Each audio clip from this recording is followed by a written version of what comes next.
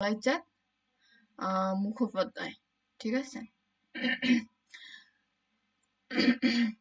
বলাইচাঁদ মুখোপাধ্যায়ের হচ্ছে একটা ছদ্মনাম আছে, সেটি হচ্ছে কি বনফুল। বনফুল। আপনারা আবার ঘাবড়াই যায় না যদি বলে যে বনফুলের ছোট গল্প, মানুষের মন গল্পটির আম, নামকরণ, এরকম প্রশ্ন আসছে না যে নামকরণের সার্থকতা উল্লেখ করেন। ঠিক আছে, তখন কিন্তু আবার ভুলে যায় না যে বলাইচাঁদ মুখোপাধ্যায় বনফুল একই ব্যক্তি। ঠিক আছে, তো বলাইচাঁদ মুখোপাধ্যায়ের ছদ্মনাম হচ্ছে বনফুল। ঠিক আছে, তো বলাইচাঁদ মুখোপাধ্যায় একজন কথাসাহিত্যিক, নাট্যকার ও কবি।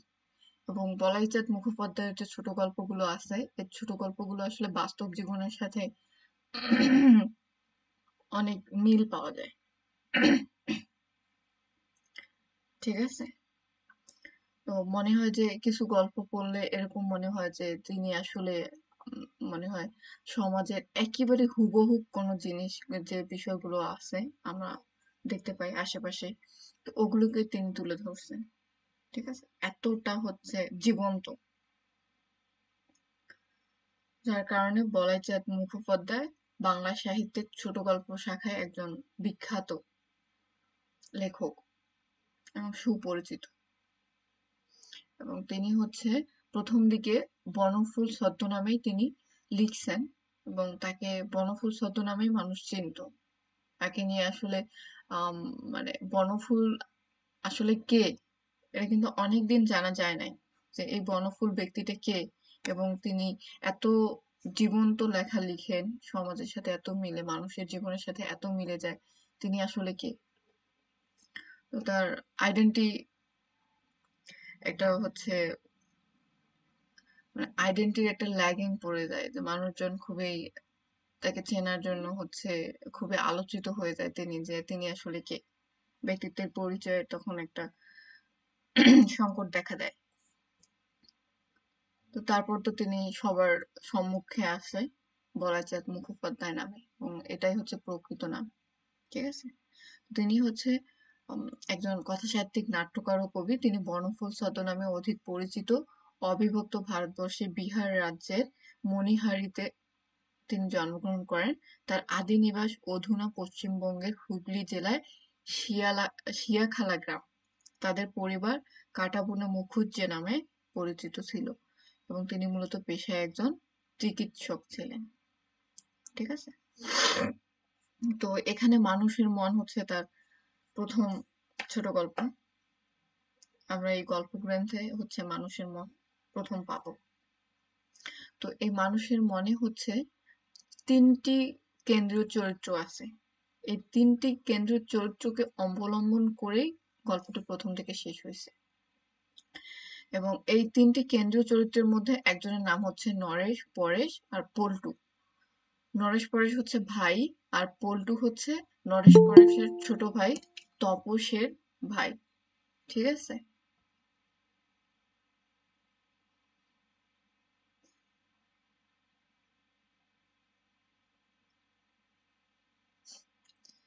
উম্মে কুলসুম।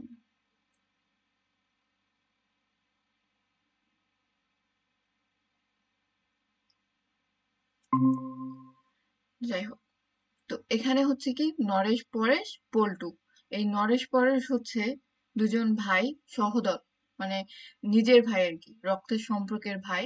এই নরেশ পরেশ দুজন ভাই, আর পল্টু হচ্ছে তাদের আহ নরেশ পরেশের ছোট ভাইয়ের ছেলে। তো আম, নরেশ পরেশের ছোট ভাইয়ের ছেলে হচ্ছে কে, পল্টু। পল্টুর বাবার নাম হচ্ছে তপস।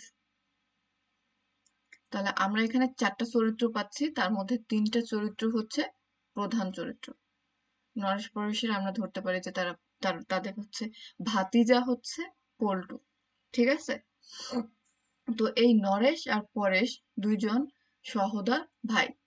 তো এক বৃন্তে দুইটি ফুল, এই উপমা উহাদের সম্বন্ধে খাটে না। আমরা এরকম দেখি না যে দুইজন ভাই, একজন ভাই যা করে আরেকজন ভাইও তা করে। মানে এক বৃন্তে দুইটি ফুল সেক্ষেত্রে যায়, কিন্তু এখানে নরেশ ও পরেশ আসলে সেদিকে যায় না। আর নরেশ একেবারে আলাদা, পরেশ একেবারে আলাদা। আর নরেশ যদি থাকে উত্তর মেরুতে, তাহলে পরেশ থাকে দক্ষিণ মেরুতে। তাই বলে তাদের মধ্যে যে দাঙ্গা হাঙ্গামা, ঝগড়াঝাটি, এগুলো কিন্তু কখনোই হয় না। ঠিক আছে? তো নরেশ হচ্ছে বৈজ্ঞানিক, সায়েন্টিফিক, আর পরেশ হচ্ছে ধর্মীয়, মানে গোড়া ধার্মিক। বুঝতে পারছেন? তো নরেশকে আমরা পাচ্ছি এখানে বৈজ্ঞানিক হিসেবে, আর পরেশকে পাচ্ছি হচ্ছে গোড়া ধার্মিক হিসেবে। তো এই নরেশ হচ্ছে বিজ্ঞান শাস্ত্রে তিনি বিশ্বাসী, আর পরেশ হচ্ছে কবিরাজি শাস্ত্র এবং ধর্মকেন্দ্রিক যে শাস্ত্র, এটাকে তিনি বিশ্বাস করেন। বুঝতে পারছেন? তো নরেশের কনসেপ্ট হচ্ছে মানুষের যদি রোগ হয়, রোগাক্রান্ত হয়, তাহলে তাকে অবশ্যই ওষুধ খাওয়াইতে হবে এবং সেটাকে অবশ্যই অ্যালোপ্যাথিক খাওয়াইতে হবে। ঠিক আছে? আর পরেশের ধারণা যে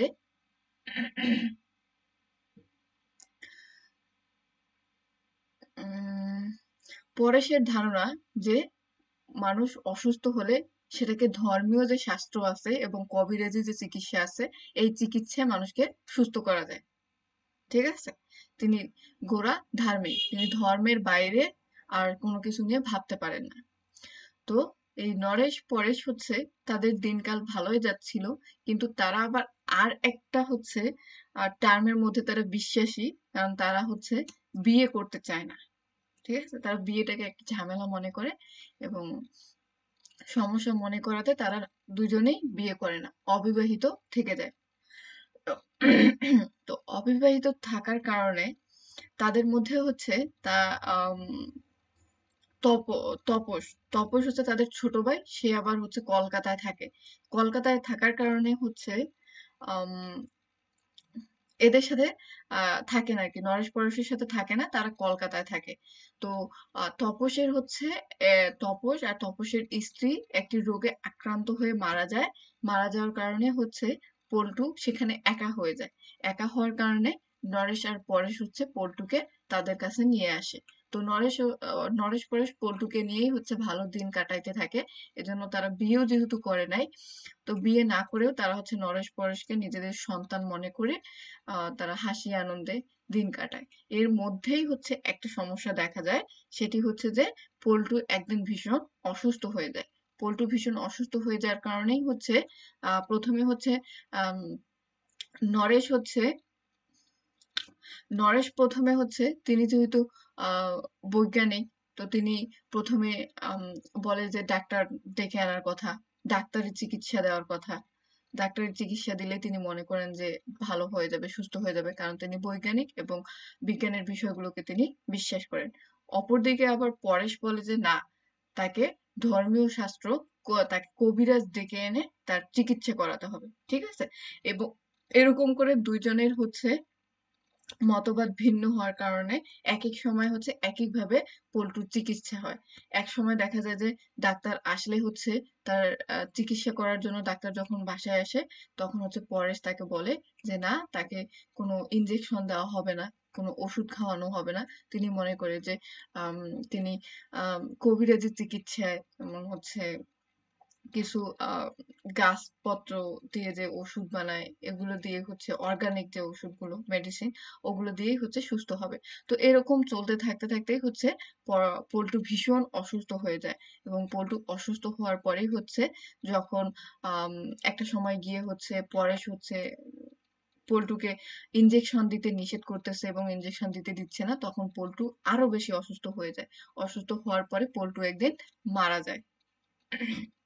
এবং তারা দুজনেই পরে তো পরেশ হচ্ছে একটু বেশি আম, মানে তার মধ্যে একটু গিল্টি ফিল হয় যে আমার জন্য হয়তো সরি, পরেশ হচ্ছে গিল্টি ফিল হয় তার মধ্যে, এবং সে মনে করে যে আমার জন্য পল্টু মারা গেছে, এবং তিনি নিজেকে কখনো ক্ষমা করতে পারেন না। ঠিক আছে? এই হচ্ছে।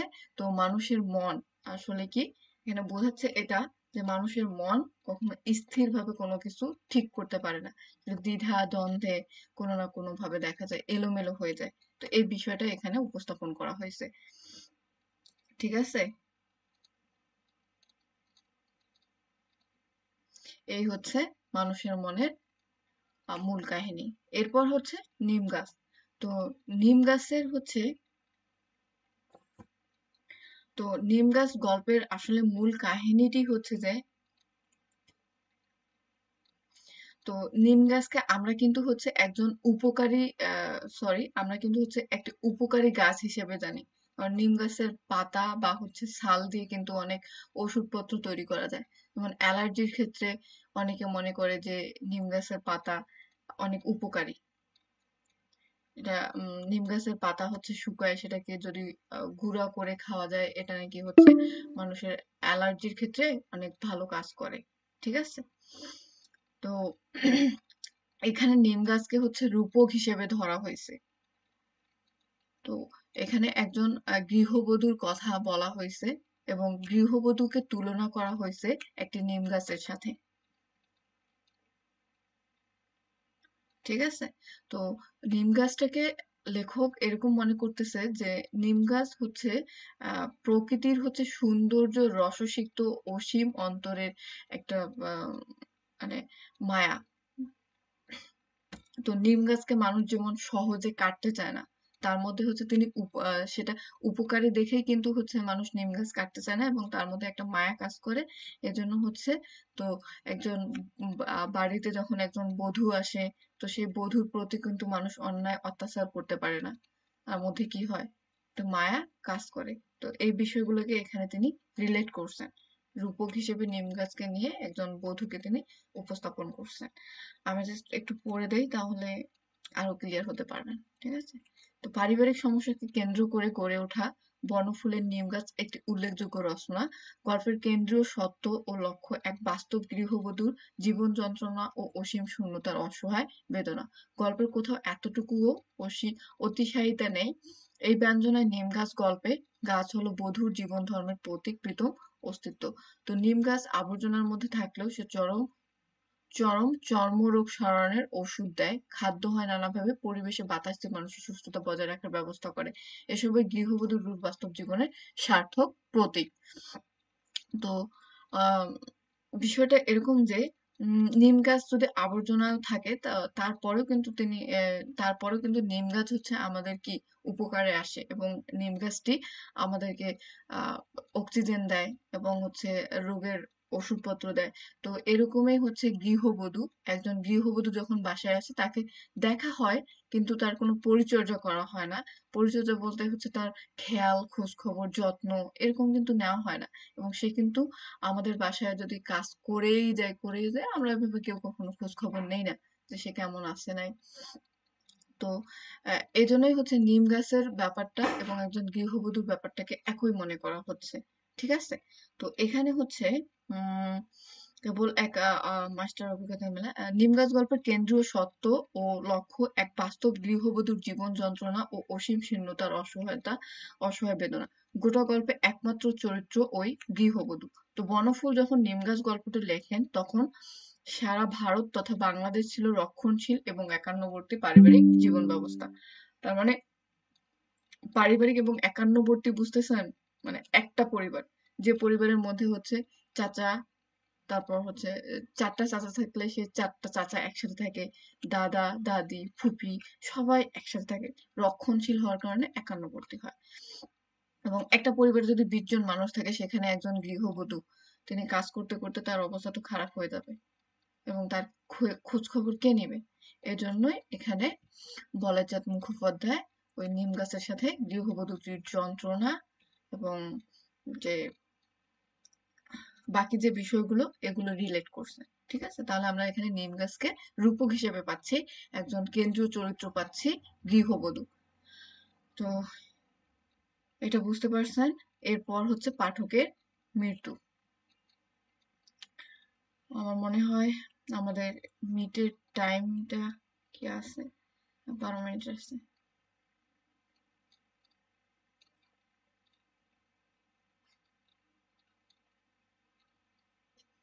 ঠিক আছে? এখন হচ্ছে পাঠকের মৃত্যু। পাঠকের মৃত্যুতে হচ্ছে আমরা যে যে বিষয়টি আমরা পাবো সেটি হচ্ছে যে একজন পাঠককে আমরা এখানে পাবো যিনি একটি বই কখনোই পড়ে শেষ করতে পারেন নাই। ঠিক আছে? তো এই পাঠক হচ্ছে ট্রেনের যাত্রা করতেছিলেন। মানে ট্রেনে আসানসোল স্টেশনে ট্রেনের অপেক্ষায় বসেছিলেন এবং তিনি সেখান থেকে হচ্ছে অন্য আরেকটা জায়গায় যাবেন। তো তার জন্য তিনি স্টেশনে বসে থাকার কারণে আম তার পাশে আরেকজন বসেছিলেন এবং তার হাতে একটি বই ছিল। বইটি বেশ মোটা ছিল। আলাপ পরিচয় হইলে জানিতে পারলাম যে ভদ্রলোকের ট্রেনের জন্য সমস্ত দিন অপেক্ষা করিতে হইবে। তো তিনি জানতে পারেন যে তার পাশে যিনি বসেছিলেন তার ট্রেনের জন্য অনেকক্ষণ অপেক্ষা করতে হবে। এজন্য তিনি তার কাছ থেকে হচ্ছে কি করেন, বইটি ধার করে নেন এবং ধার করে নিয়ে বইটি পড়া শুরু করেন। ঠিক আছে? তো পড়া শুরু করার পর হচ্ছে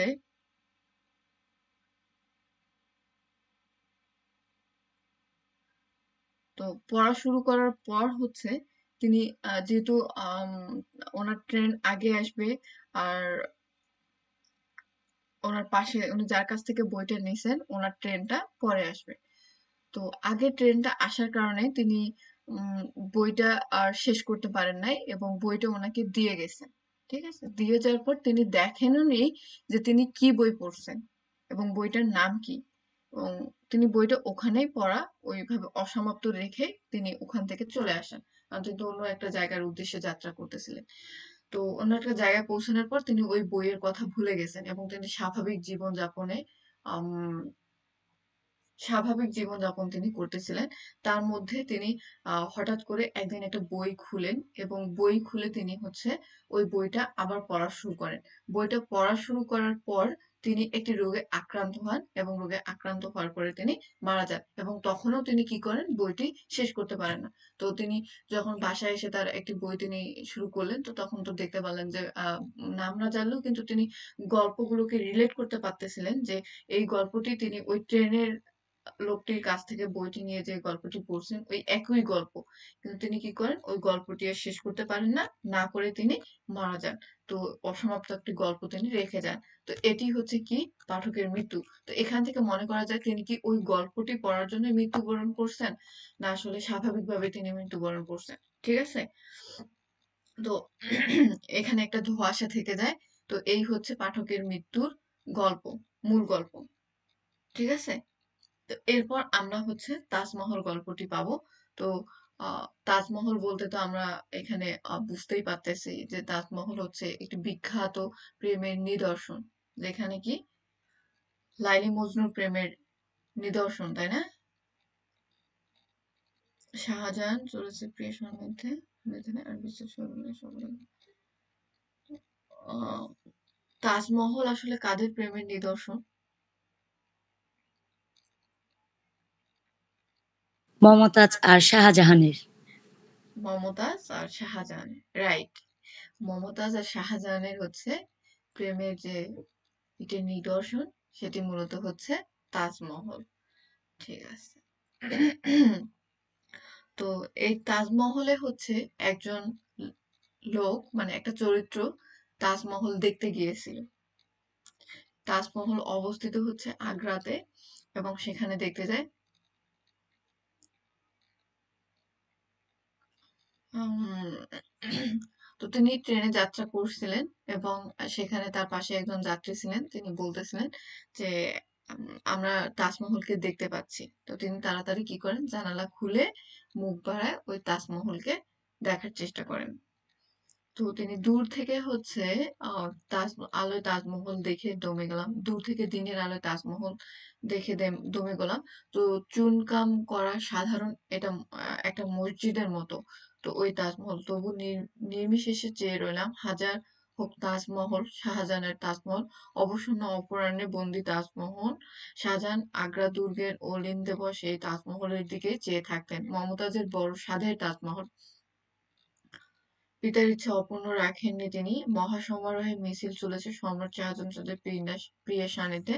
আর বিচ্ছেদ ছিল না। সর্বদা ধীরে ধীরে নামছে ভূগর্ভে ওই তাজমহলের মমতাজের ঠিক পাশে শেষ সজ্জা প্রস্তুত হয়েছে তার। আর একটা কবরও ছিল হয়তো এখনো আছে ওই তাজমহলের পাশে। তো এখানে মূলত আসলে তাজমহলকে কেন্দ্র করেই গল্পটি লেখা হয়েছে। ঠিক আছে?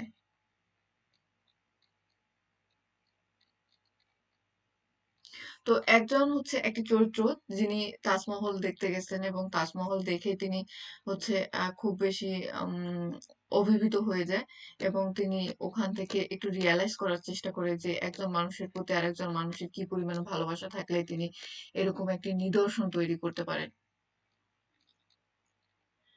ঠিক আছে? তো এত সুন্দর একটা বিষয় এবং তিনি সেখানে উপভোগ করেন এবং তার যে পথযাত্রা, এই পথযাত্রাকে এখানে তুলে ধরা হয়েছে। ঠিক আছে? এই হচ্ছে তাজমহলের কাহিনী। এরপর আমরা পাবো গণেশ। গণেশ মূলত হচ্ছে একটি হাতি। গণেশ জননী।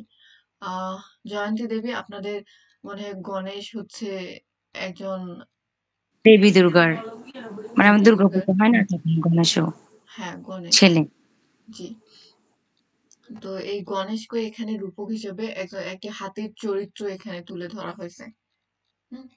তো হাতির প্রতি তাদের এত পরিমাণে ভালোবাসা ছিল, এই হাতির জন্য তাদের হচ্ছে যে সয় সম্পত্তি ছিল, এই সয় সম্পত্তি কি করা হয়েছে, সব বিক্রি করে দেওয়া হয়েছে শুধু হাতিকে পোষার জন্য। এটা হাতি পুষতে কিন্তু অনেক খরচ ব্যয় করতে হয়, বহন করতে হয় আর কি। তো হাতি থেকে তারা কি করতো, এখানে আমরা একটি দম্পতিকে পাবো। তো ওই দম্পতির তারা হাতি পুষতো ছোট থেকে। তো হাতিকে তারা মনে করতো যে ওই হাতি তাদের সন্তান। এই হাতিকে সন্তান মনে করে তারা কখনো সন্তান নেননি এবং এই হাতিটাকে ছোট থেকে তারা বড় করছে এবং বড় করার পরেই হচ্ছে তারা বাচ্চার মতো লালন পালন করছে এবং এটা হাতি যখন অনেক বড় হয়ে যায় তখন তো তার খাবার দাবারের জন্য অনেক কিছুর প্রয়োজন হয়। আর এটা তো বন্য হাতি না যে সে বাইরে গিয়ে খাবে, এটা যেহেতু পোষ্য, এজন্য তাকে খাবার মজুত করে দিতে হয়। ঠিক আছে? তো সেই দম্পতির হচ্ছে এখানে হাতিকে যে এভাবে তাদের সয় সম্পত্তি জমি জায়গা যা আছে সবকিছু বিক্রি করে শুধু হাতিকেই খাওয়াচ্ছে, এটা কি চিন্তা করা যায়? আর হাতিটাও হচ্ছে মানুষের মতো আচরণ করতেছে এবং হাতি কি করে যে আম, হাতি হচ্ছে বা- যেহেতু তারা হাতিটাকে সন্তান মনে করতো, তো আহ, ওই দম্পতি, তো লোকটি হচ্ছে যখন হচ্ছে খায় না, না খেয়ে হচ্ছে হাতির জন্য রেখে রেখে দেয়, ওই হাতিও আবার কি করে, সেও না খেয়ে ওই লোকটির জন্য রেখে দেয়, এতটাই তাদের একে অপরের প্রতি ভালোবাসা। ঠিক আছে? ম্যাম ক্লাসের সময় আর 3 মিনিট আছে যে। ও, এই লিঙ্কে 3 মিনিট আছে তাই না? আমি এটা 2 মিনিটে শেষ করে আমরা আলাদা একটা লিঙ্কে যাবো এখন। তো হাতিটি হচ্ছে কি করে, তারা 10 বছর বয়সে, 10 বছর আগে উপহার হিসেবে প্রতিপালকের গৃহে এসেছিল, তাদেরকে একজন হাতিটিকে উপহার হিসেবে দেয়।